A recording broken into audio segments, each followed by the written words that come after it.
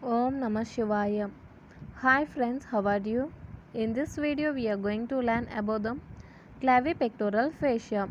The clavipectoral fascia is a strong facial sheath deep to the clavicular head of the pectoralis major muscle. The clavipectoral fascia is a strong facial sheath deep to the clavicular head of the pectoralis major muscle, and this fascia filling the space between the clavicle and the pectoralis minor muscle. This clavipectoral fascia filling the space between the clavicle and the pectoralis minor muscle. Next, extent of the clavipectoral fascia. First, vertical extension. It extends from clavicle above to the axillary fascia below. Its upper part split into two lamina to enclose the subclavius muscle. The posterior lamina becomes continuous with the investing layer of deep cervical fascia and get fused with the axillary sheath. The anterior lamina attached to the clavicle. See once again here guys. Vertical extension of the clavipectoral fascia. It extends from clavicle above to the axillary fascia below. Okay, that means in vertical extension the clavicle is present above, axillary fascia present below. Its upper part splits into two lamina. Clavipectoral fascia upper part splits into two lamina, and these two lamina to enclose the subclavius muscle. The posterior lamina becomes continuous with the investing layer of deep cervical fascia and get fused with axillary sheath. The anterior lamina gets attached to the clavicle. See this figure guys. This is the vertical extension of the clavipectoral fascia. Okay, this is the clavipectoral fascia. Okay guys, this clavipectoral fascia extends vertically from above clavicle. See here, this is the clavicle. Okay, this is clavicle. Above clavicle and below axillary fascia. See here, this is the axillary fascia. Okay guys, this is the vertical extension of the clavipectoral fascia. Above clavicle, below axillary fascia, and the upper part of the clavipectoral fascia divides into two lamina. See here, this is the one lamina, this is the two lamina. Okay, this clavipectoral fascia divides into two lamina. Okay guys, these two lamina to enclose the subclavius muscle. These two lamina encloses the subclavius muscle, and these two lamina are posterior and anterior lamina. The posterior lamina continuous with the investing layer of deep cervical fascia. Okay, posterior lamina continuous with the investing layer of deep cervical fascia, and this fuses with the axillary sheath. Okay, and next this fuse with the axillary sheath. Next, coming to the anterior lamina. The anterior lamina fuse with the clavicle. Okay, this anterior lamina fuse here itself. This is about the upper part of the clavipectoral fascia. See once again, this is the clavipectoral fascia. This clavipectoral fascia on upper part divides into two lamina. Okay, these are the two lamina to enclose the subclavius muscle. Okay guys, to enclose this is the subclavius muscle. These two lamina enclose the subclavius muscle, and the two lamina present one anterior and one posterior. Anterior lamina fuse with the clavicle. Next, coming to the posterior lamina. The posterior lamina continuous with the investing layer of deep cervical fascia It continues with the investing layer of deep cervical fascia and fused with the axillary sheath. Okay guys. Next, lower part of the clavipectoral fascia. Its lower part splits to enclose the pectoralis minor muscle. Lower part of the clavipectoral fascia splits to enclose the pectoralis minor muscle. Below this muscle, it extends downward as the suspensory ligament of axilla. Below this muscle, this clavipectoral fascia extends downwards as the suspensory ligament of axilla, which is attached to the dome of the axillary fascia. The suspensory ligament keeps the dome of the axilla pulled up, thus maintaining the concavity of the axilla. See once again. Lower part of the clavipectoral fascia splits to enclose the pectoralis minor muscle. Below this muscle, this clavipectoral fascia extends downward as the suspensory ligament of axilla, which is attached to the dome of the axillary sheath. This suspensory ligament keeps the dome of the axillary fascia pulled up, thus maintaining the concavity of the axilla. See here, this is the clavipectoral fascia. This clavipectoral fascia on lower part splits to enclose the pectoralis minor muscle. Okay, this is the clavipectoral fascia. Clear guys? This is upper part. Next, coming here, this is the lower part. The lower part splits to enclose the pectoralis minor muscle.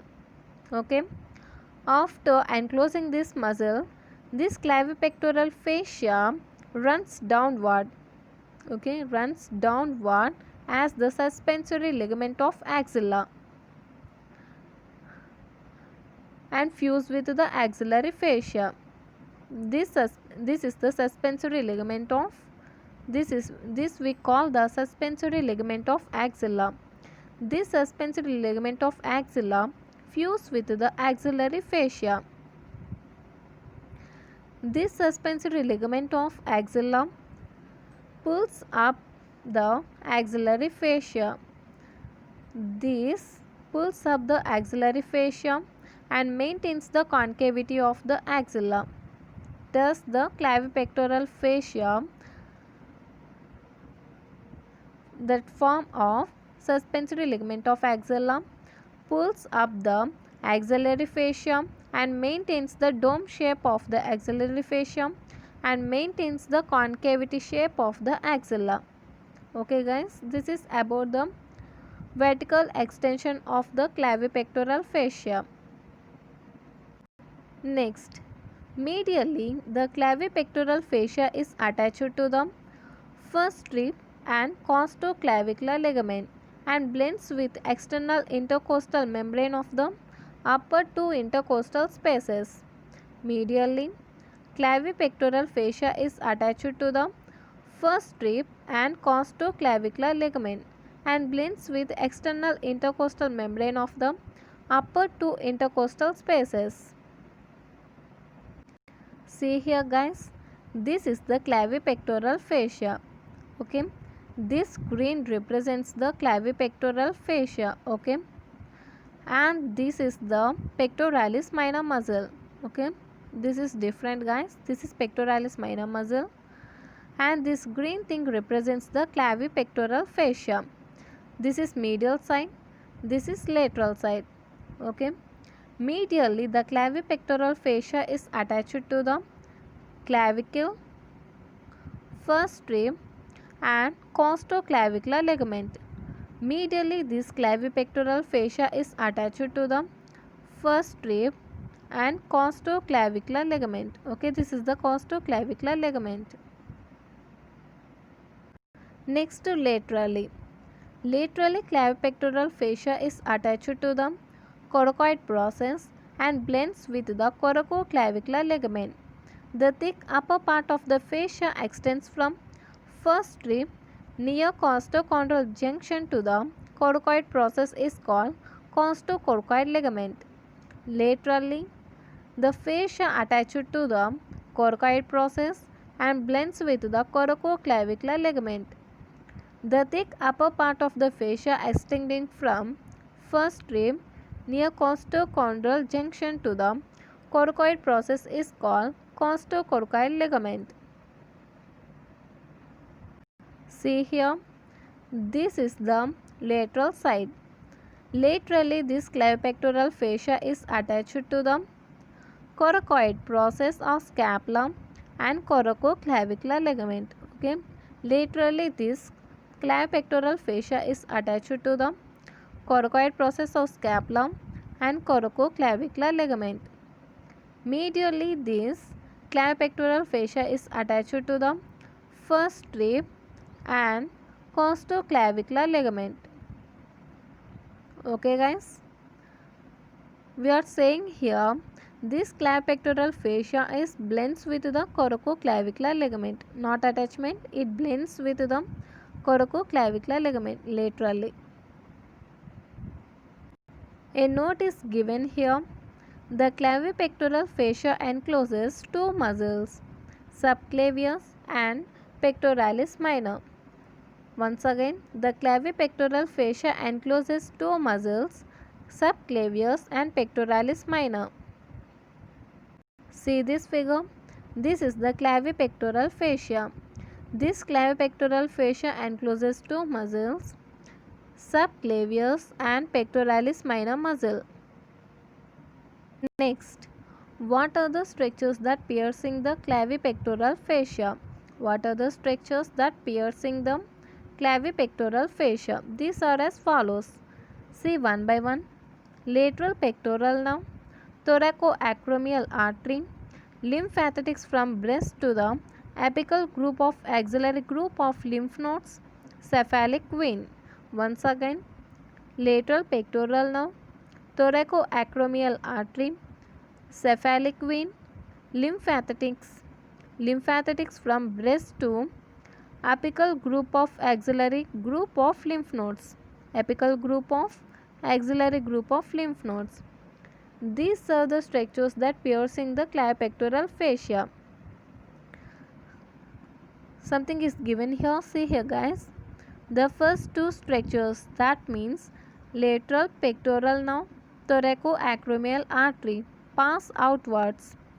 These two structures pass outwards the clavipectoral fascia, whereas lower two structures pass inwards. That means lymphatics from breast and cephalic vein. These two structures pass inwards. See here guys, this figure gives the information about the what are the structures that piercing the clavipectoral fascia. These form thoracoacromial artery, cephalic vein, lateral pectoral nerve and lymphatics. See here, this is the thoracoacromial artery. This red one represents thoracoacromial artery. This is the cephalic vein. Okay, this is the lateral pectoral nerve and this is the lymphatics.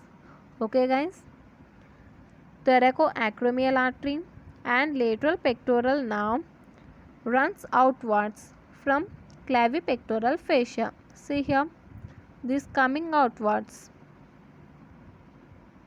Okay, next cephalic vein and lymphatics.